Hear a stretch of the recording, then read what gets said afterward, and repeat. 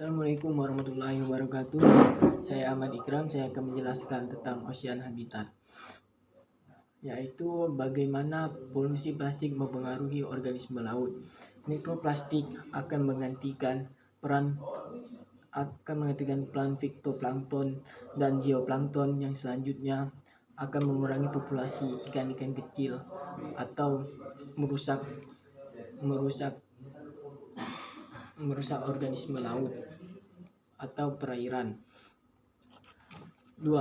Apa peran konservasi dalam pelestarian keberagaman hayati di ocean habitat?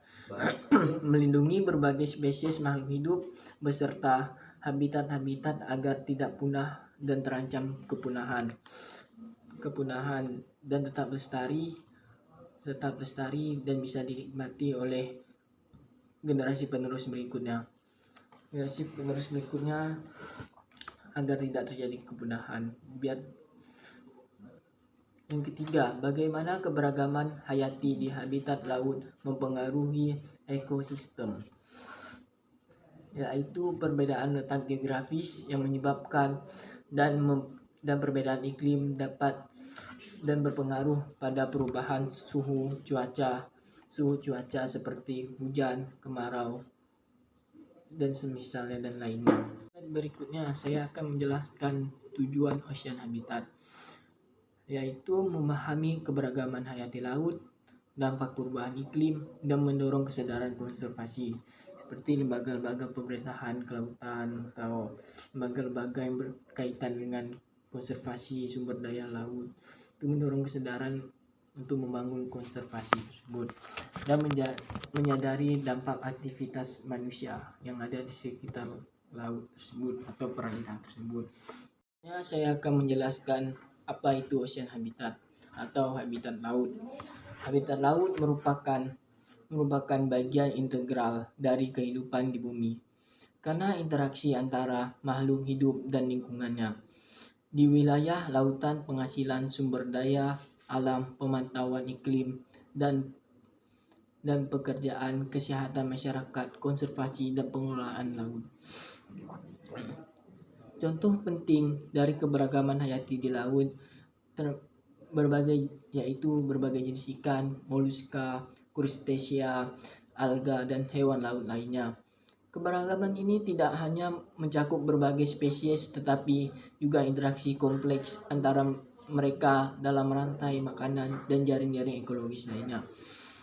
Keberagaman hayati laut juga memiliki nilai ekonomis yang besar karena banyak spesies yang memberikan sumber daya penting bagi kehidupan manusia seperti pangan, obat-obatan, dan bahan baku kosmetik atau bahan baku industri. Di slide berikutnya yaitu tentang klasifikasi. Klasifikasi ini dibagi menjadi 5, yaitu terumbu karang, mangrove laut dalam, estuari, dan rumput laut. Apa itu terumbu karang? Terumbu karang adalah merupakan salah satu komponen utama sumber daya pesisir dan laut dalam. Terumbu karang merupakan kumpulan fauna laut yang berkumpul menjadi satu membentuk terumbu serta struktur tubuh karang banyak terdiri atas kalsium dan karbon. Hewan ini hidup dengan memakan berbagai mikroorganisme yang hidup melayang di kolom perairan terumbu karang. Adalah struktur hidup yang terbesar dan tertua di dunia. Dan berikutnya mangrove. Apa itu mangrove? Mangrove adalah kelompok jenis tumbuhan yang tumbuh di sepanjang garis pantai tropis sampai dengan subtropis yang memiliki fungsi istimewa di suatu lingkungan yang mengandung garam dan bentuk lahan berupa pantai dengan reaksi tanah anaerob. Sedangkan menurut Tomlinson, mangrove berarti tanaman tropis dan komunitasnya yang tumbuh pada daerah interdial. Berikutnya yaitu ada laut dalam.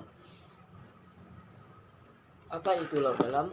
Dasar laut adalah bagian terbawah dari permukaan laut. Bentuk dasar laut mirip dengan di daratan. Isi dasar laut diketahui melalui eksplorasi dan survei hidrografi. Di dalam dasar laut terdapat terumbu karang, padang, lamun, dan tambang yang bervariasi dan batu-batuan. Konfigurasi dasar laut menggunakan peta, yaitu bernama batimetri. Kajian mengenai dasar laut ini menjadi bagian dari oceanografi. Berikutnya ada estuari.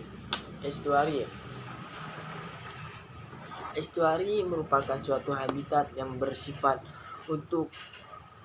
unik karena merupakan tempat pertemuan antara perairan laut dan perairan darat. Adanya aliran air tawar yang terus-menerus dari hulu sungai dan adanya proses gerakan akibat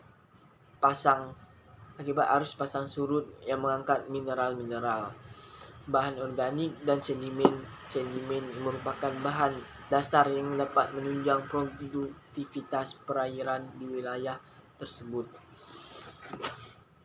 Berikutnya yaitu ada rumput laut. Secara ilmiah dikenal dengan istilah algae atau ganggang. Rumput laut merupakan tumbuhan berklorofil sebagai tanaman tingkat rendah yang tidak memiliki akar, batang, maupun daun sejati, melainkan hanya menyerupai batang yang disebut tahlus. Secara umum rumput laut ini tumbuh di perairan dangkal, interdial, dan sublitoral dengan kondisi dasar perairan berpasir, sedikit berlumpur atau campuran keduanya. Untuk tumbuh umumnya rumput laut ini melekat pada substrat tertentu saja. Ini saya akan menjelaskan juga fungsi dari terumbu karang, mangrove, laut dalam, estuari, dan rumput laut. Yang pertama, terumbu karang, yaitu sebagai pelindung ekosistem pantai, sebagai penghasil oksigen dan sumber obat-obatan dan bahan industri. Yang kedua, yaitu mangrove, sebagai tumbuhan yang mampu menahan arus air yang mampu mengikis daratan pantai atau menahan terjangnya ombak atau longsornya di sekeliling pantai tersebut. Fungsi dari mangrove. Yang ketiga yaitu laut dalam, sumber makanan sebagai prasarana ikan yang berada di laut dangkal, yaitu bagian dalam, dan sebagai tempat rekreasi para pecinta diving. Dalam yaitu terbagi menjadi 3, yaitu laut pedalaman, yaitu pedalamannya sangat jauh, sangat dalam, berada di dangkal, dan laut tengah. Laut tengah itu berada di pertengahan laut, dan laut tepi. Laut tepi itu berada di pinggiran atau di pesisir pantai. Sedangkan rumput laut yaitu dibagi menjadi rumput laut merah, rumput laut coklat, hijau, dan biru hijau. Itu memiliki fungsinya masing-masing dan kegunaannya masing-masing. Estuari yaitu disebut sebagai ibunya pantai. Mengapa disebut ibu pantai? Karena menjadi tempat untuk pengasuhan ikan-ikan kecil yang berada di pinggiran pantai, yaitu sebagai tempat mencari makan dan tempat perkembangan biakan ikan tersebut, yaitu di estuari. Yang terakhir yaitu sebagai fungsinya rumput laut dapat juga dimanfaatkan mempercepat penyembuhan luka dan dapat juga dijadikan bahan kosmetik. Yang berikutnya saya akan menjelaskan tentang tipe-tipe terumbu karang atau jenis-jenisnya. Jenis-jenisnya terumbu karang. Terumbu karang terbagi banyak jenisnya yang tidak bisa saya sebutkan satu-satu. Yang saya bisa sebutkan hanya beberapa, yaitu terumbu karang tepi, terumbu karang cincin, datar, dan penghalang. Di terumbu karang tersebut juga memiliki fungsi, yaitu terumbu karang tepi yaitu penerus ya, penerus yang cincin, yaitu sebagai ditemukan tidak begitu jauh, yaitu berada di tengah-tengah. Yang datar yaitu jauh yaitu berada di daerah dataran yang berada tidak di kedalaman laut. Dan penghalang. Penghalang relatif jauh dari pulau, sekitar 0,52 km ke arah laut, dengan dibatasi oleh perairan kedalaman hingga 75 meter. Yaitu terbagi menjadi 3, yaitu mangrove merah, mangrove minyak, dan koral. Estuari yaitu oleh ombak pasang surut dan relatif tertutup.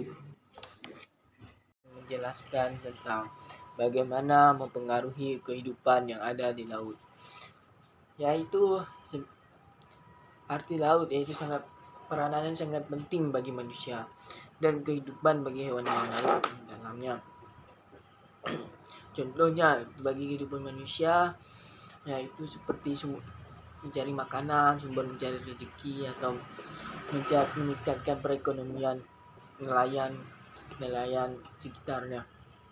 di sekitar pesisir pantai tersebut, seperti sebagai tempat rekreasi untuk para tempat pariwisata, menyambung hidup sebagai alat pemisah atau pemersatu bangsa di kehidupan laut tersebut.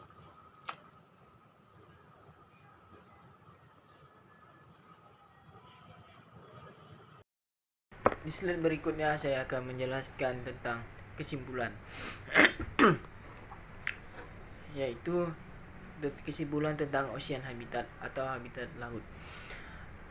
Laut merupakan habitat yang luas dengan beragam kondisi seperti perbedaan kedalaman suhu, tekanan udara,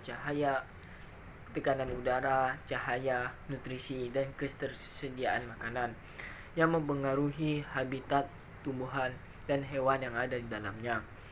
Terdapat 2 tipe habitat laut, yaitu habitat pesisir dan habitat laut terbuka, meskipun hanya 7% dari total laut luas. Sebagian besar kehidupan laut dapat ditemukan di habitat pesisir di atas benua. Di slide berikutnya saya akan menjelaskan saran. Saran yaitu penguatan upaya konservasi. Upaya penguatan konservasi yaitu konservasi yang lebih dijaga, lebih baik agar bisa dinikmati oleh generasi penerus berikutnya, agar tidak terjadi kepunahan yang berlalu. Yang kedua, kebijakan perlindungan lingkungan, yaitu agar kebijakan perlindungan lingkungan itu terjaga habitat dari konservasi tersebut. Yang ketiga, penelitian tujuan. Dan keempat, pendidikan dan kesadaran masyarakat, yaitu kesadaran masyarakat berperan, yaitu untuk menjaga kelestarian sumber daya alam di laut agar tidak terjadi pencemaran lingkungan,